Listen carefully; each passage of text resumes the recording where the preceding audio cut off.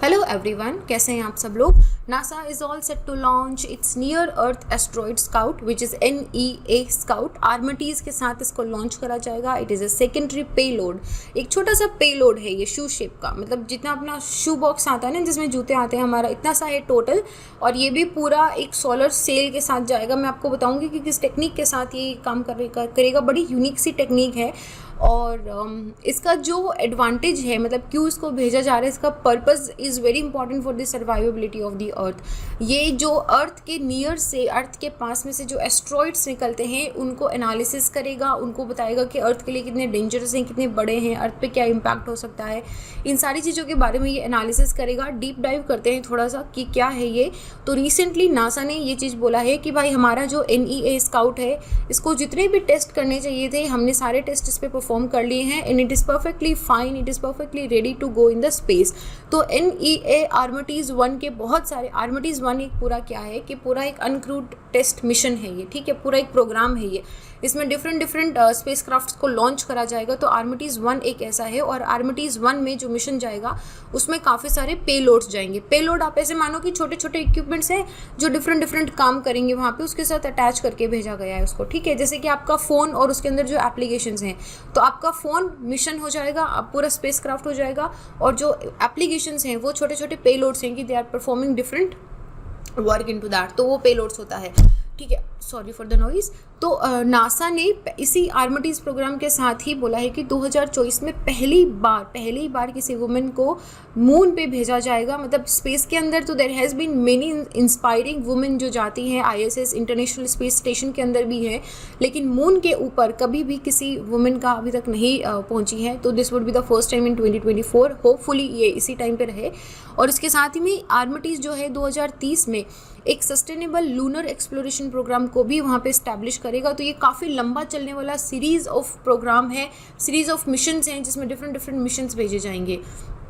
तो ये इस तरह का एक बहुत ही छोटा सा पेलोड है। ये इस तरीके से पूरा ओपन अप हो जाएगा। ये छोटा सा पेलोड है और ये इस तरीके से सेल करेगा। ये मैं आपको बताऊंगी कि किस तरीके से सेल करेगा। सेलिंग किसको बोलते हैं? जैसे समुद्र के अंदर जो मछुआरे होते हैं या जो सेल करते हैं, मतलब they are sailing, they are going somewhere deep into the ocean. कैसे? वो हमारी जो एटमॉस्फेरिक सर्कुलेशन होता है या ओशन करंट होती है उसके साथ में उसके डायरेक्शन में सेल करते हैं, बहते हुए चले जाते हैं। तो ऐसा ही सेलिंग ये पेलोड भी करेगा। मैं आपको बताऊंगी ये कैसे करेगा।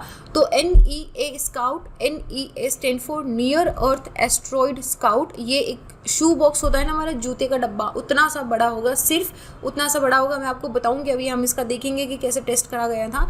तो ये एक फ्लाई बाय मिशन है और जितने भी नियर अर्थ एस्ट्रॉइड्स हैं उनसे डेटा कलेक्ट करेगा। तो ये अमेरिका का फर्स्ट इंटरप्लेनेटरी मिशन क्या होता है? जो 2 प्लेनेट के बीच में होता है। मून पे जाने वाला मिशन इंटरप्लेनेटरी नहीं बोला जाता है क्योंकि वो प्लेनेट नहीं है। Interplanetary mission is which is between the planets, ठीक है। तो ये एक स्पेशल सोलर सेल प्रपल्शन इसमें यूज़ करा जाएगा। सोलर सेल प्रपल्शन क्या है? इस तरीके से देखो, ये छोटा सा एक इक्विपमेंट जाएगा, ये जाएगा यहाँ पे और ये ओपन होके पूरा इतना बड़ा हो जाएगा। अभी मैं आपको दिखाती हूँ। जस्ट नाउ फर्स्ट अंडरस्टैंड की टेक्निक क्या है।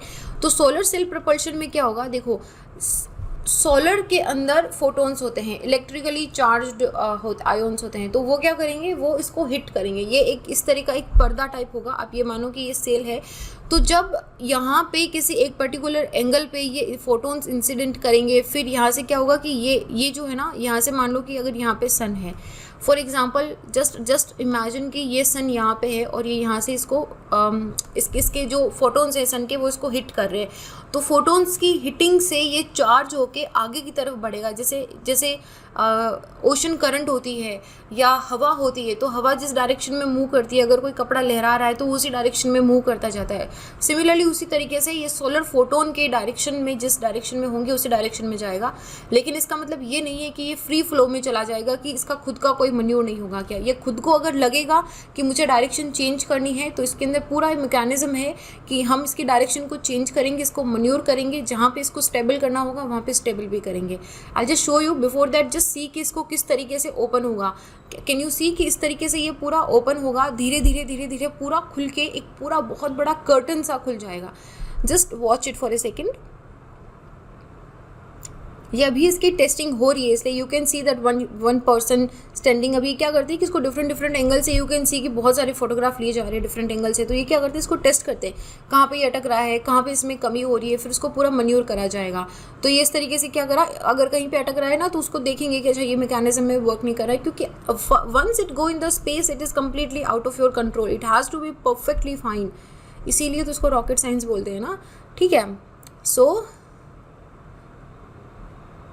सी like this it will completely open, है ना, कितना बड़ा ये कर्टन खुल गया है, छोटा सा था, शू बॉक्स जितना था, और ये खुल के इतना बड़ा ये कर्टन हो गया। और जो पेलोड है वो सेंटर के अंदर यहाँ पे पेलोड है। अब ये सोलर विंड के साथ में एक डायरेक्शन में सेल करेगा, इसी को बोला था हमने सोलर प्रपल्शन। ये इस तरीके से पूरा ओपन हो जाएगा, ठीक है। इसके अंदर ये मैकेनिज्म है जिससे ये पूरा ओपन हो जाएगा। ये इसकी टेस्टिंग का वीडियो है एक्चुअली, कि किस तरीके से टेस्ट कर रहे हैं उसका वीडियो है।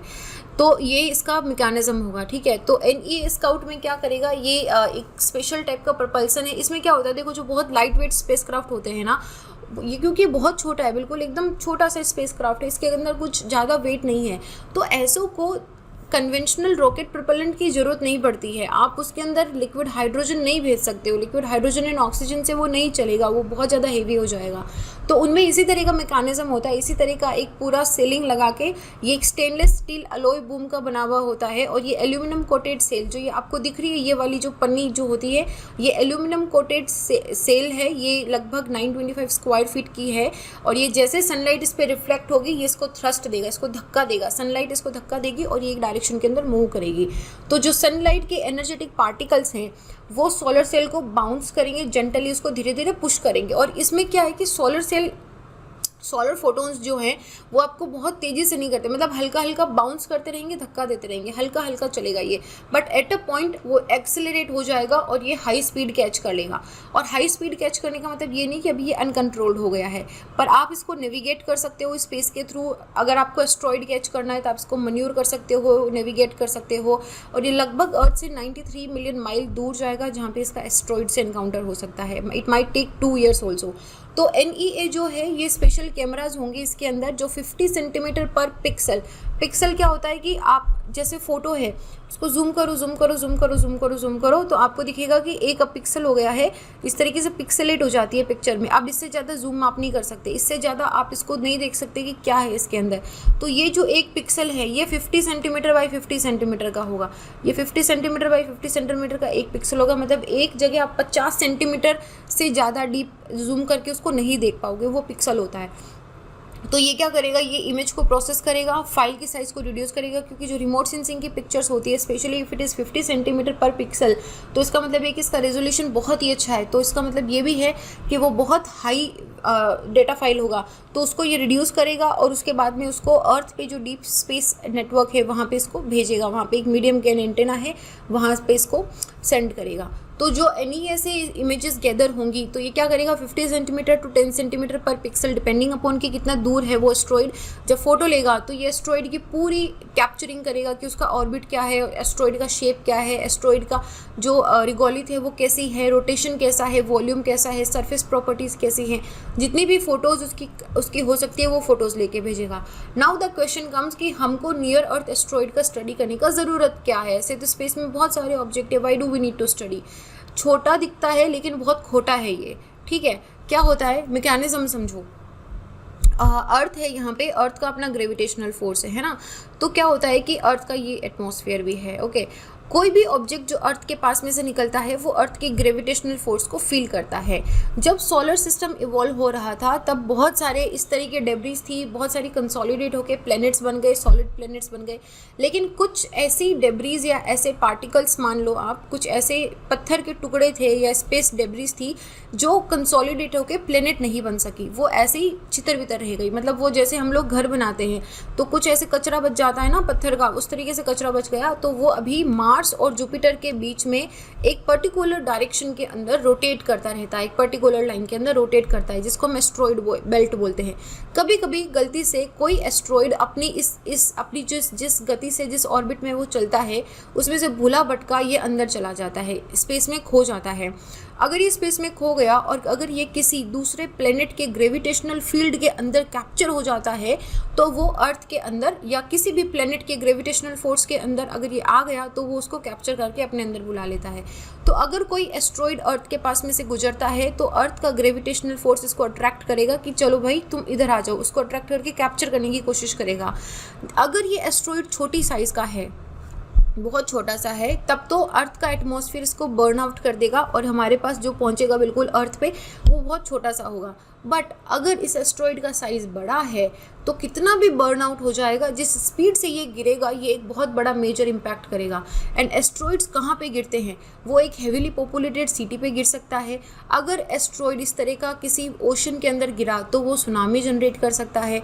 अगर वो किसी फ्रेजाइल एरिया पे गिरता है तो वहाँ पे अगर डैम के आसपास गिर गया तो नीचे फ्लडिंग लेके आ सकता है। You don't know where it might fall, और जहाँ पे भी ये गिरेगा अगर किसी ह्यूमन के आसपास की जगह पे गिरा तो definitely it will bring disaster. तो और पता भी नहीं है ना कि कितना बड़ा है, कितना छोटा है, कितना बर्न होगा, we don't even know that. तो इसीलिए इट इज़ वेरी इंपॉर्टेंट कि we keep an eye in the space, कि स्पेस से आने वाले अगर इस तरह का कोई भी डेंजर होता है तो हम उस पर ध्यान रखते हैं। तो ये NEA जो है ये इसी तरह का हमारा, आप ऐसे मान लो कि स्पेस स्पाई है। स्पेस स्पाई मतलब हमारा अंतरिक्ष का एक जासूस है जो हमको बताएगा कि देखो एक एस्ट्रॉइड आ रहा है तुम्हारे इधर, तुम तैयार हो जाओ या फिर इसका कुछ कर लो, है ना। तो ये इसका काम करेगा। तो ये क्या करेगा कि हमको मौका दे देगा, टाइम दे देगा कि अच्छा हमको उसका क्या किस तरीके से सोल्यूशन करना है, क्या हम उसको किसी रॉकेट से हिट करके उसके डायरेक्शन को चेंज कर सकते हैं कि क्या वो अर्थ पे ना फॉल हो। अर्थ पे फॉल होगा तो क्या हम उसको अर्थ में एंटर करने से पहले किसी रॉकेट से ब्लास्ट करके उसके टुकड़े कर दे, तो क्या छोटे छोटे टुकड़े जब अर्थ के एटमॉस्फेयर से गिरेंगे तो वो इतना इम्पैक्टफुल नहीं होगा। तो इस तरीके से हमको मौका मिल जाता है so that we can see कि उसका क्या करना है। NEA स्काउट का क्या रोल रहेगा आर्मिटीज़ में, ये जो है स्पेस लॉन्च सिस्टम के साथ डिप्लॉय होगा आफ्टर ओरायन स्पेसक्राफ्ट इससे सेपरेट हो जाएगा। उसके बाद में एक बार अगर ये मून की विसिनिटी, मून के आसपास पहुंच गया तो ये imaging as an imaging instrument मतलब अभी फोटोज़ कैप्चर करना स्टार्ट कर देगा।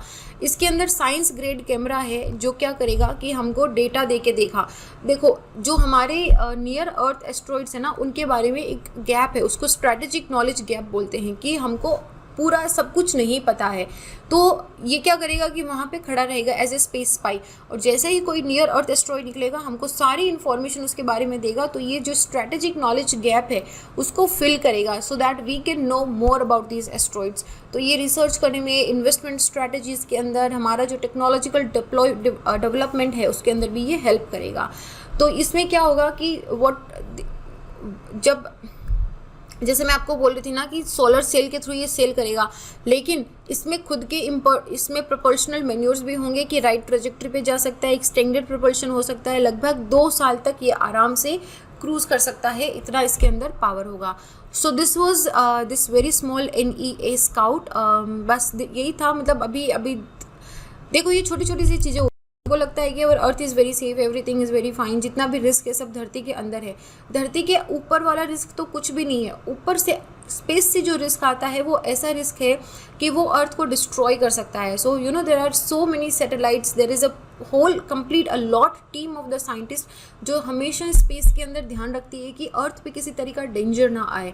मतलब बहुत सारी ऐसी स्टोरीज होती है, हिडन स्टोरीज होती है, क्लासिफाइड इन्फॉर्मेशन होती है जो हमको पता भी नहीं चलती है, but these kind of small information it's very important for you to know. So this was it. मेरा नाम संतोष है। अगर आप मुझसे जुड़ना चाहते हैं तो इंस्टा या टेलीग्राम पे little_simple_बुद्धा पे सर्च करके जुड़ सकते हैं। And this is it, I will see you guys in the next video. अपना ध्यान रखो, keep yourself smart, active and very interactive. I will see you guys next. जय हिंद।